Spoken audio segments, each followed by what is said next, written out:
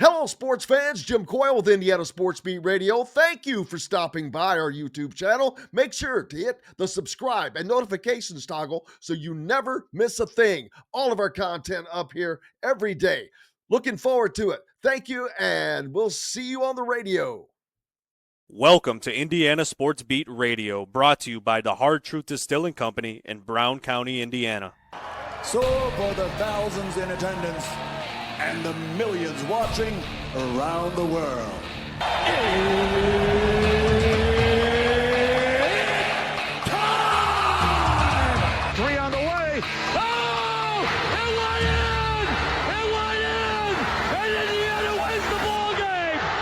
Know your role and shut your mouth, you jabroni! Full game for the win! Ayla's gone. Come on, touchdown, Indy! Woo! America! They got a football team now! Pretty simple. I win. Google me. You know that I'm the cream of the crop. Now, from the Hard Truth Studios, here's Jim Coyle. Welcome back to the Hard Truth Distilling Company Studios on this Monday. Well, lots to talk about as the tournaments have been laid out. At least the NCAA tournament has been laid out. And speaking of laid out, Indiana left out along with a few other teams.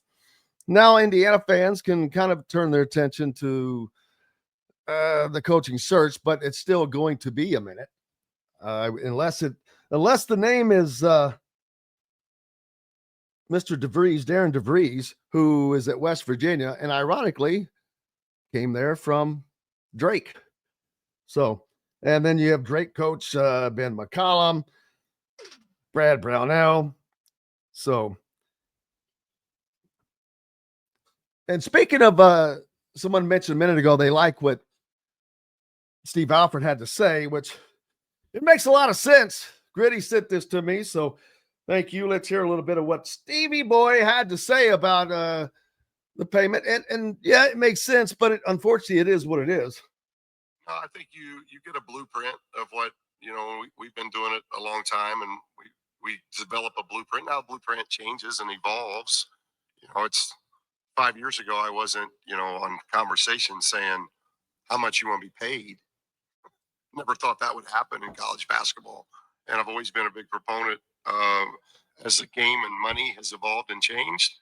I've never been one that said I don't believe student athletes shouldn't be paid. But the way it is now is ridiculous. It's utterly ridiculous. And it's changed our game. And so you got to adapt. We got to adapt, but every coach, every handshake I have now before games, that's brought up. Every game. Me and the opposing coach are going to talk about portal issues. And, where's academics at? Like, I've talked to my compliance guys. What's APR anymore? You can't control APR. It's a JUCO. You're going to replace 8-9 guys to a roster every year. The travel time that is across the country in these leagues. It makes no sense for that to be our model, but that is our model. So more than us, do we have to evolve as coaches? Yeah, we got to evolve of how now we recruit. Like, it used to be, hey, what's my degree going to look like? What's your facilities look like? What's your relationship with the team look like? Are you there for all practices? Are you a coach that dives into relationships and you're going to care for my child? You might as well throw all that stuff out, because the only question they're concerned about is what they're getting paid in the portal.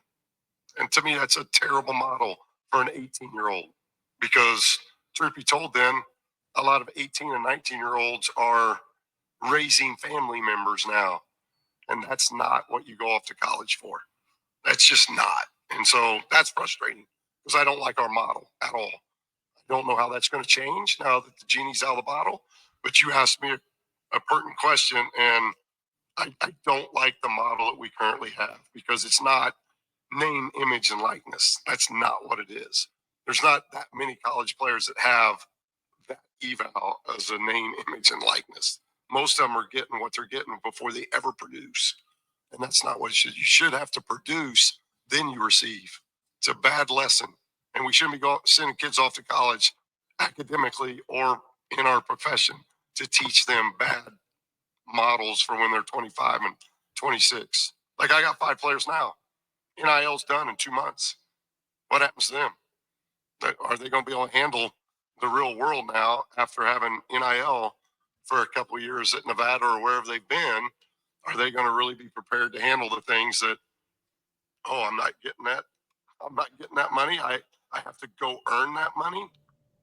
Not really teaching them that. And I think that's something that people way above me have to really look at, because the NCAA and collegiate athletics should be about teaching life lessons, period, through athletics. That was Steve Alford and his thoughts as to NIL and all that goes with it. And speaking of name, image, and likeness, Dustin Dopirak joins us from the Indy Star. He is the biggest recipient of name, image, likeness in the journalistic world. No, he's not. I'm kidding. Neither is Jim. Don't worry. Yeah. You know what? I know you didn't hear everything that Alford had to say, and it all makes sense, but we can all say things that make sense. And we know the toothpaste is out of the tube. Sure. One thing about it is it's the NCAA, and they have never done anything right. They grew up being able to keep everything within a bubble, in their own bubble.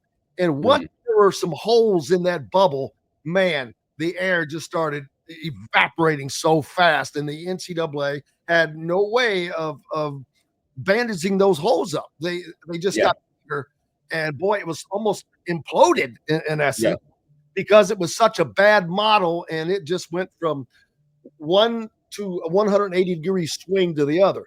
I don't know how you can put the toothpaste back in the tube now with where they are, but then you have. I look at the other side of the coin. There's a lot of teams that aren't having these problems, that are being very successful, that are very well. So is this coming mainly from places where they're not having the success that some other teams are having? I don't know. Yeah, I mean, I'm sure they are. I mean, I'm not prepared with like Steve's records. I know. I had not heard it either, but yeah, no, I mean, I saw the like I saw that he had a comment. I'm like, okay, well, that's, if everybody's had one, and like a lot of coaches have had issues with it. I mean, the only thing I heard there that I was just like, like, you're not going to understand the real world. Like, we do, I don't know about you, but I mean, I have a guaranteed salary. Like, I mean, like, I don't have to, you have probationary employment and stuff like that. But like, I mean, most, like, we don't get paid the kind of money that they're making for NIL, but like, you have a guaranteed paycheck. It's not like, okay, well, the story has to be this good or you don't get your paycheck this week. It's guaranteed. You have an hourly salary. So, like, that's always an odd one for me. Like, you don't have to work for it. You're guaranteed it. Like, I mean, like, you do have to work for it, like the same way that they have to go play, like the rest of us have to go to work. But like, it's not like, okay, well, you have to be so good, or if like every hour is, is looked at with a fine tooth comb. And, if we thought you were only like 75% of your best self, you only get 75% of your paycheck. Like, when you sign up for your job, you are guaranteed that. You're guaranteed your medical benefits. Like, when you take a job, you negotiate, and then you get what you get. Like, it's not like they can say, like, every once in a while, we're just going to just take a chunk out of you. I mean, there's furloughs and like there's stuff, but for the most part, like, you have a guaranteed salary. So like, it's sometimes I hear that, I'm like, okay, like, what real world do you think everybody else lives in, that it's like that, like, dog eat dog, that basically, like, you have to, like, if that you have to be perfect every single day or you don't get paid. Like, it's not like that for the most part. I have always wondered why, when you look at coaches' contracts, they're always laden with these bonus opportunities. Sure, that too. But they should be laden also with benchmarks that if you don't hit, you lose. If you, I don't think anybody should have that. I mean, I think, full disclosure, I'm on our union contract, but but but you're not making multi-millions of dollars a year. No, but I mean, like, people negotiate contracts so that they're guaranteed. Like, that's the reason. And the reason is, like, you have a mortgage, like you got to know that so much money is coming in every month and you got to pay it. Well, I'm not saying it should, Yeah. but I'm talking about the bonuses. The caveats should be equal to the bonuses. If you have this opportunity for extra above and beyond, then you can have should chunks also taken out of you.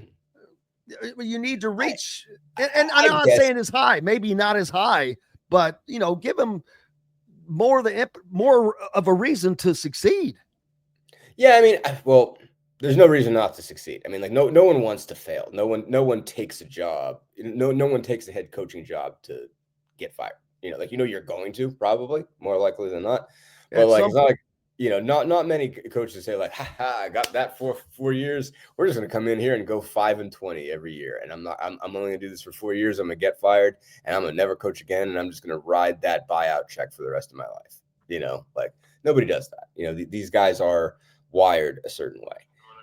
But to get back to the initial point, I do think that it is a struggle. And to your initial point, like it is the reason it's this bad because they didn't grapple with the idea of the idea that, okay, well, these guys are bringing a lot of value into the school, and we should really think about what we're doing here. I mean, they fought tooth and nail for so many years, and we should remind ourselves again, the NCAA is a membership organization.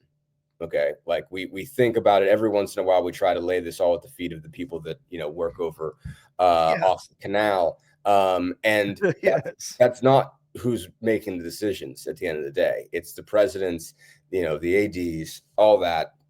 When they put all these ideas together, like it's not like it's just Charlie Baker or Mark Emmert or all of them that were just fighting so hard against it. Like they were fighting that hard against it because that's what the member institutions asked for. That is what they wanted. They did not want this to happen. And it just basically, it reached a point that they couldn't do it anymore. And part of the reason, again, why it reached that point is because of COVID. When you got to the point that you were asking these guys, these men and women to prop up the institution in the midst of the pandemic, they asked themselves the question, well, isn't this the point that we have to say, well, they're functioning like employees now, we're asking them to play in the midst of a pandemic. And because if they don't, then this business crumbles, then we're not going to make it. And so that was kind of the breaking point to say, okay, well, there's got to be an allowance for something. And they finally broke through and said NIL is going to be okay. When that seemed the general concept of you should be able to make money on your likeness, what is ostensibly yours, like that seemed to finally be there. So, okay, well, we're not going to pay you, but we'll let other people pay you. And they really didn't just seem to have a sense of just how out of whack that could get if they didn't set kind of hard parameters for it. And so now it's a total mess. And it is, it is harder to be a college coach now than it is to be a professional coach, like a lot harder. Oh, much harder.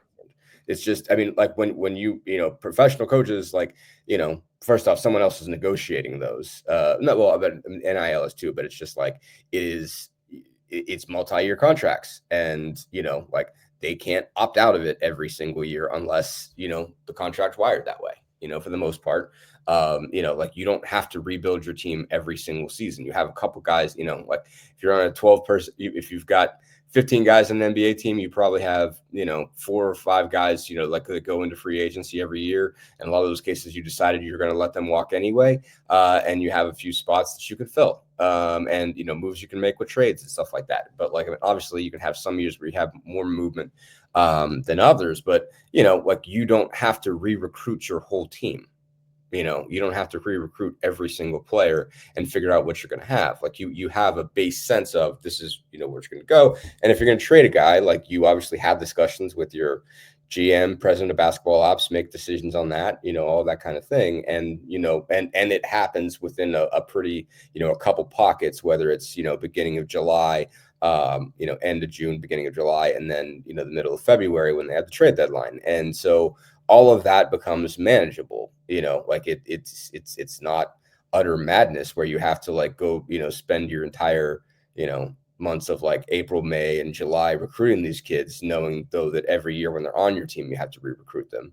And then you have to have this, a new recruiting phase where it's like if you lose anybody, if you just want somebody else, you have to go into the portal and go recruit then. And so it just turns into utter madness. And again, like, NBA coaches don't have to go recruit, there's some recruiting involved, but like, they don't have to fly to every single, basketball warehouse in the country to go watch AAU tournaments, like it's easier. And so like, if you're a college coach, like it is going to feel like it's breaking you down. So like, I mean, like you're going to have an opposition to it. And I get it. I get the annoyance with it, but it's just some of the justifications when it's just like, this doesn't help them from the real world. Like, yeah, everybody does get a guaranteed salary, like it's different. Like there is more negotiating going on. Like there's stuff that they do more than anybody else has to do, but yeah. So I don't know. It is nuts, but it's just, it is, I guess, weird just to see everybody kind of falling on the same, old cliche reasons for why it's nuts. Yeah, and so Indiana fans got to watch Dusty May and his team cut down the nets, and all I could think about was, boy, I hate it for Indiana fans because that could have been Indiana had they been proactive and made a move that would have been very difficult to make. Granted, it would have been impossible to make because of the situation, Sure. but should have probably been made, and not because of hindsight, because this was the conversation last year, and you get what you get. Now, hopefully it'll work out and things work out the way they're supposed to. Maybe that's how that was supposed to work out. Definitely for Dusty, worked out great. Congratulations to him. Texted him, congratulating him, as it should have.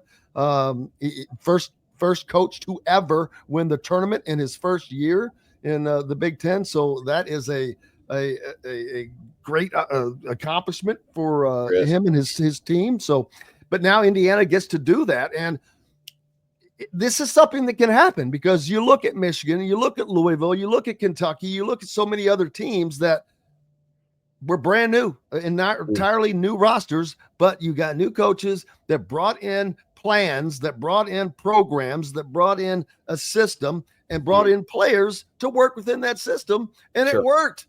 And that's something that Indiana fans have not seen.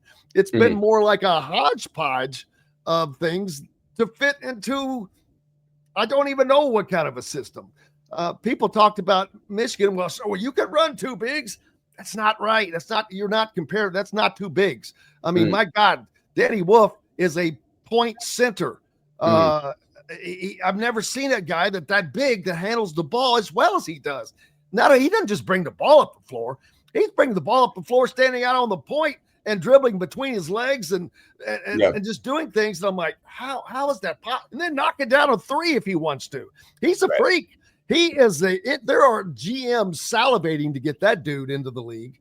Yeah, no, I mean, again, like that's the one thing that I just keep saying. It's just, you just have to have, you just have to have a sense of what you want it to be. You can make a lot of different things work. I mean, to your point, like, one of the big reasons why the Cavs have taken such a big leap this year is, I think Kenny Atkinson had a better at JB, basically Cleveland's last coach, JB Bickerstaff, he goes to Detroit and they're winning, like crazy, I mean, like Detroit has had a massive, gigantic turnaround in a year. But basically they moved on to Kenny Atkinson, and the reason they have the best record in the NBA is because Evan Mobley has become that type of player. I mean, basically, like Cleveland has been playing two bigs for a while, and it's looked odd and stood out, and they played a whole lot slower under JB, and kind of looked at this idea like, okay, well, we've got to be a grinded out team. And Atkinson kind of looked at Mobley and said, man, I think you can do a lot more. I think you've got ridiculous talent, and you're going to be more perimeter oriented than you have been. We're going to trust you to shoot threes and handle the ball in the perimeter, and we believe you can do it. And the fact that they've, like, a big part of the reason why they've made a leap is that they believe in Evan Mobley. And so it's a similar scenario, with Danny Wolf, looking at him as a guy who can do that kind of thing. But like there has to be like I said, there has to be a system, there has to be an idea, there has to be a direction, and you just have to have a sense of what you want things to be. And you know, like it's interesting to hear, you know, Wolf talked about that, and like that was the way. I will say this: like that was the way Mike Woodson was talking about Malik Renew when they got him, and it didn't necessarily come to pass that way. You know, there's certainly, I mean, he's brought the ball up, you know, shots and threes and stuff like that, but he hasn't necessarily been the perimeter force, I guess, that they thought he would be. Obviously, injuries had something to do with that. But, you know, I remember that's the story I wrote before I moved off the beat, was the idea that, like, you know, Renew was kind of further along in the sense of being a perimeter oriented big than Trace was, you know, and obviously Trace has gotten in the league and never really developed that perimeter game that we talked about, but he's, you know, got a solid, rotation spot with the Warriors and, you know, doing continued good things with them on a team that's getting really good. But, you know, like, and so you can get there in the league that way, but then point being, that's what Renew was supposed to be. So in theory, if Renew was that guy, you know, you could pair him with Omar Ballo, but he would have to be just a lot more perimeter oriented than he was, have the ability to shoot it better, and all those things, and be closer to what Wolf was. And so it's just, I mean, like, you can, whatever ever comes down to, it's like you can play a two big lineup, but you have to know what you want that two big lineup to do. And it just never seemed that there was this sense that they had an idea, an entire identity of who they were as a two big lineup. And it was just sort of like, well, these are two of the five best guys, so they have to play, you know? And I mean, like when it was Trace and Race, that was a little different because those guys had been around for so long.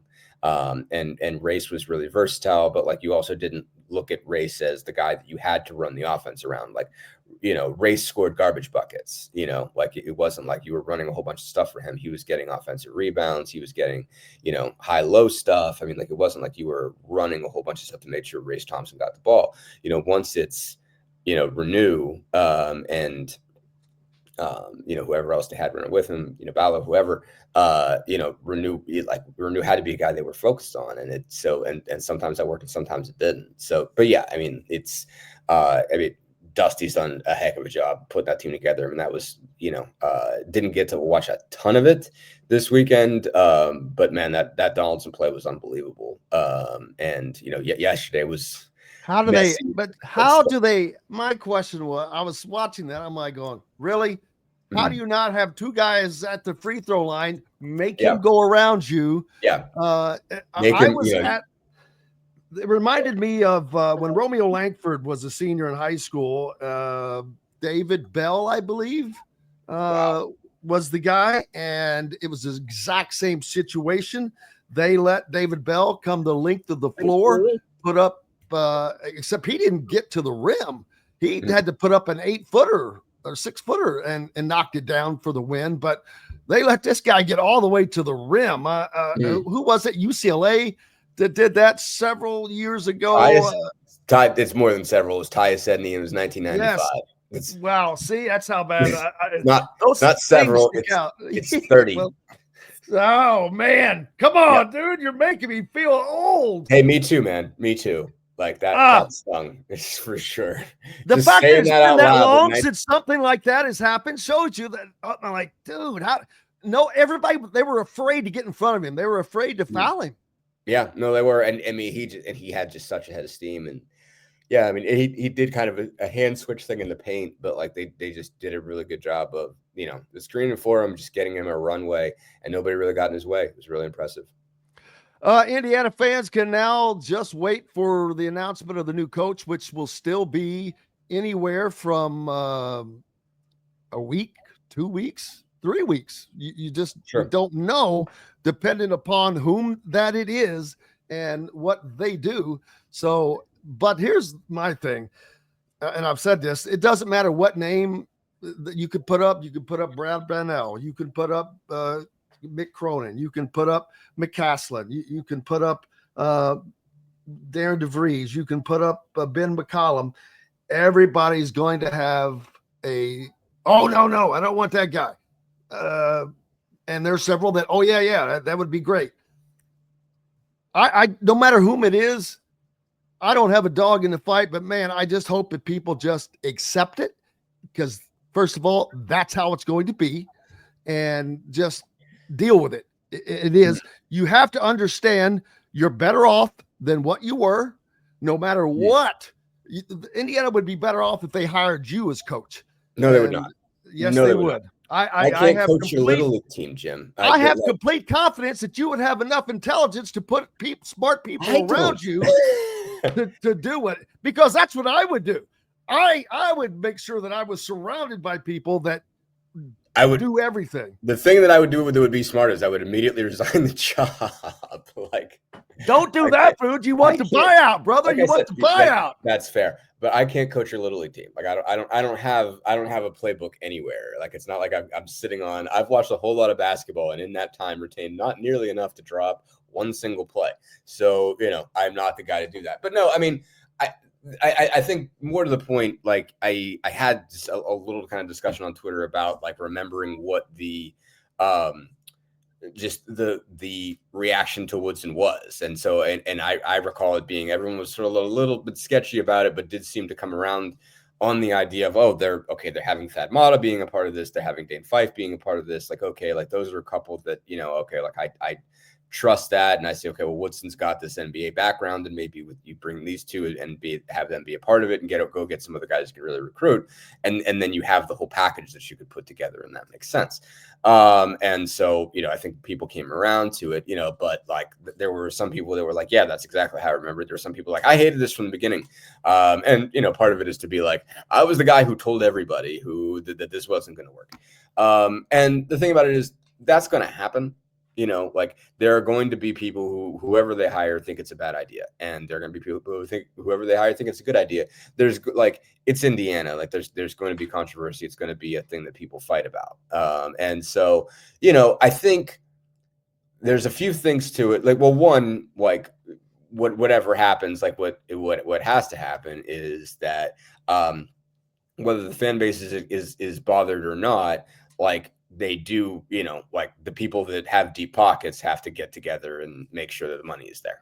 Like that's the most important thing that has to happen, to make sure that the money is there for NIL and for everything else for that matter. And, like obviously that's other people's money, but that's what they need. That they're going to need just to have the backing from the people that have the money to, to create backing. But, I mean, there's going to be once it's not Brad Stevenson, it's not Dusty May, it's not going to make everybody happy. Like it's a question of, you're shooting for, 60 to 70% approval rating. If you get that, you feel pretty good about yourself, and you'll probably get that at the end of the day. I mean, I think, the other thing I kind of said in the middle of this Twitter conversation is like, fans are going to talk themselves into it, because like, what's the point of being miserable and staying that way? Like there are some people, again, that will just, hold on to the idea of, I want to be the guy who said this was dumb, and I want to be right. And I'm going to hold on to it for 4 years. Those people obviously exist. But there's no reason, if you're an Indiana fan, not to get behind it. Like if there's no reason to like hold out and say, I'm going to hate this guy, or I'm not going to give it a chance. It's like, that guy coaches your team the next 4, like if you give him a 5-year contract, like it's a 4-year deal at the end of the day. Like, I mean, if it don't work in 4 years, they'll move on, whether it's a 5-year contract or 7-year contract or whatever it is. At IU, you generally get 3 to 4 years to get it right. So, like people will come around just on the basis of they don't want to be miserable for 4 years. And that'll be enough to get you what you need as far as fan backing and everything else. Now, obviously, they're going to be in the same boat as everybody else, that if it doesn't work in a year, they're going to be mad, and that's just the nature of the beast. And in this case, it's going to be different. I mean, I think for as much as, whether you look at Woodson as a good idea or bad idea, at the very least, the one thing it did was say, okay, you tried the alum, you tried the night guy, and it didn't work. And obviously there are people, in the fan base that think that's dumb, that even was necessary to be done. But like, like I covered the team long enough to know that there was this fracture that was there all the way since the night firing. And, this desire among a lot of people to, bring in somebody who had played for Knight, coached under Knight, or just to kind of, and to kind of bring back all the night people and make, like sort of reconnect and basically get finally end some of the fissures that go back to that. And if this did nothing else, it did that, and some of it's, like you obviously have age factors and everything like that. And obviously Coach Knight actually passing. But I mean, I think that, like, even though this created kind of its own new wounds, it repaired a lot of those, and I think that had to happen. And so at the very least, I think you take that part out of the conversation going forward. And it might be in some cases to be like, shoot, we wanted that really bad and it didn't work. Oh man, I guess we shouldn't have been asking for that, or I don't know. But I mean, I just remember one of the things I did when Woodson was hired was call some people that were teammates of his in the 80s, and they were just overjoyed. And there were a lot of players who felt like they didn't feel like a real part of the program anymore until that happened. And so, and you could go into all kinds of discussions about what should or should not have been done as far as Knight was concerned, considering, again, like, obviously, a big part of the reason he got fired is he did stuff. And, it had a zero tolerance, order and everything like that, and continued to, create problems for himself. But that all the same, there was still that feeling among a lot of guys that, hey man, this guy made me as a player, as a person. And I feel like you guys have erased him. And they took, years trying to recreate a connection, finally got him back on the court, and then got one of his guys. And Woodson was so openly pro Knight the entire time he was there, brought him to practices, all that kind of stuff. Except for in his coaching philosophies. Well, I mean, you couldn't coach that way anymore, Well, no, but I mean, at least he did use the 3-point shot. He used it a hell of a lot more than Woodson did. Yeah, well, I mean, right. There was a purpose to the offense. Right. There, I mean, like yes, he obviously wasn't at the level. And so, yeah, I mean, and that's obviously true, but you still had but I'm saying that moves forward, and that way you don't have, that's one thing that's not going to be a piece of whatever reaction comes next. I don't think so. Like, you're not going to have this, there was always like a story after every hire. And I agree with everything you said. And the funny thing is, they could have probably hit that mark and appeased everybody with Dusty May last year. I mean, they could. Well, I mean, but there's also it, because you're getting the good side of Knight, and you're not getting a guy that acted like Knight. Right. But the other issue is, like, as far as when you let guys go, like, it's like, I still think that's tough. I still think to say, like, 3 years, you make the tournament twice, you don't miss it once, and you're out. I mean, if it was all based on numbers, I would get that argument. But here's the thing. Mm-hmm. There was a lot more behind the scenes, and that was known. The lack of recruiting, the lack of recruiting effort, just the way the entire laissez-faire attitude that seemed to be around the program. All of these consultants that live out of town, $440,000 a year on consultants, and Armand Hill. So what the hell? I mean, to me, Armand Hill's director of ops. Right. Well, I put his salary on to include it in those 3 consultants. But the director of ops is usually a guy that's an up and coming coach that actually is doing something with the program. Haven't seen or heard anything that, it's. I mean, I'm sure he does something. I mean, I'm sure he's a guy. I'm sure he does. I'm sure he goes to cigars and lights them and all of that. But this has been a program that has not been run to win, and that had to be that was seen and known. This stuff was known on the inside. That's why, and the only reason that it should have happened last year, in my opinion, not just based on wins and losses, because that's hard to do. And I agree with you. But when you have the other to back it up, that's when you just say, you know what? I just don't think this is working out. We appreciate it, but we've got to move on. And this is a great opportunity. And it was, and they missed the boat. Yeah. I mean, like, that's not an easy trigger to pull. No, it's not. Again, because I mean, first off, like you better get Dusty, and Dusty better work. But hard decisions are not easy to make. No, they're not. They're not. I mean, but it is one of those things where it's like, okay, you're already you have a reputation. Like you're building a reputation of, whether that's fair or not. In a lot of cases, I don't think it's necessarily fair, because it's like if you dig into like all the decisions that have been made and when they've been made, that like, especially from an AD standpoint, they make sense. But like the rep of IU basically is that they pull the trigger fast, and that all you have to do is miss a tournament 1 year and they're ready to toss you off over the boat. And so like when that's your rep, then and they're like, they'll even do that for an alum, they'll even do that for a friggin' All-American, man. Like, and it's just and basically like, their thing is like, that's cutthroat, that's where your job goes, that's where your career goes to die. Like if you want to be back in the Ohio Valley in 2 years, or in 4 years, like go to Indiana, because it's going to throw your entire career off. Like that's that kind of move is what puts you in that position now. But like, you got it. Like, I mean, you can do it, and you better nail it. Like, I mean, basically, like, I mean, they would have had to get Dusty, and Dusty would have had to win, and so like then and Dusty would have had to win a lot, and Dusty would have had to be your guy for 10, 15 years. He did do that. And maybe he was, and maybe that was the move, but it isn't. I'm saying it's not an easy trigger to pull. Again, it's not easy, especially not easy to do it.